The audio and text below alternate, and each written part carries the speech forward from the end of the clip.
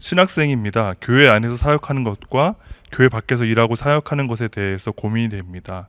요즘에 어쨌든 그 목사님들이 일하는 목회자라고 해서 밖에서 일도 하시고 또 선교단체, 저희 올포워십 선교단체인데 이런 사역도 하잖아요. 근데 교회 안에서 사역을 전담하시는 분도 계시고 또 밖에서 사역하시는 분도 계시고 또 둘 다 하시는 분도 계신데 이런 고민을 갖고 있는 신학생들도 있어요. 많이 있거든요. 이제 그 부분에 대해서 혹시 알고 계셨어요? 그거 지금 처음 알았던 사실이어서.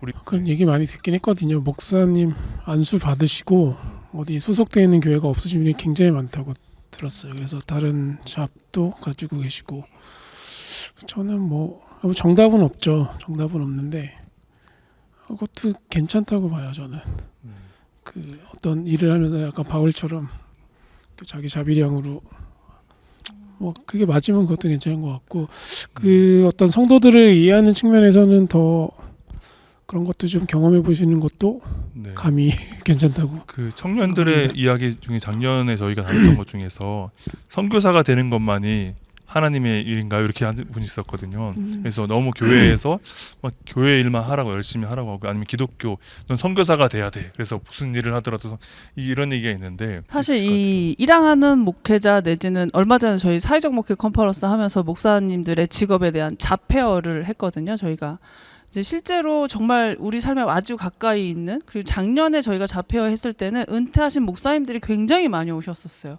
70살에 은퇴하셔도 뒤로 20년 동안 뭔가 해야 되는 거죠. 올해 자폐어 했을 때 올해 사회적 목회 컨퍼런스 했을 때는 선교사님들이 정말 많이 오셨어요. 그리고 신학생들. 그런데 이제 저는 이런 말씀을 기회 있을 때마다 드리는데 돈이 없어서 이중직을 하는 건지 아니면 이중직에 소명이 있는 건지를 스스로 구별해야 됩니다. 교회가 작아서 내 월급이 안 돼서 일을 하는 것도 전혀 문제 안 되죠. 근데 교회가 큰데도 내가 사회에서 계속 어떤 일원으로서 활동하기 위해서 일을 하시는 분들도 계시거든요. 밖에서 강사비 받으면 교회에다 다 넣으시면서 강의하시는 분도 계세요. 그리고 생활비가 안 돼서 내가 강의를 해서 버는 분도 있고요.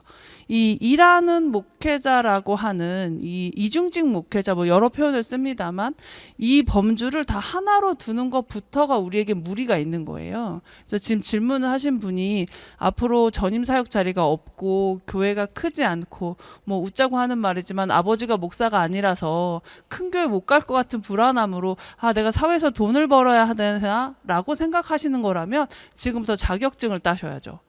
고민만 해서 될 일은 하나도 없습니다. 그런데 내가 교회가 커지면 이중직하지 않고 온전하게 목회를 할 생각이다라고 하신다면 단기 알바를 하는 거예요. 일용직을 정말. 그리고 목회자로서 성숙해 가는 거죠. 과연 내가 왜 이중직에 대해서 고민하시는지를 빨리 파악하셔야 돼요. 내가 누군지를 알아야 되거든요. 이런 얘기를 항상 합니다.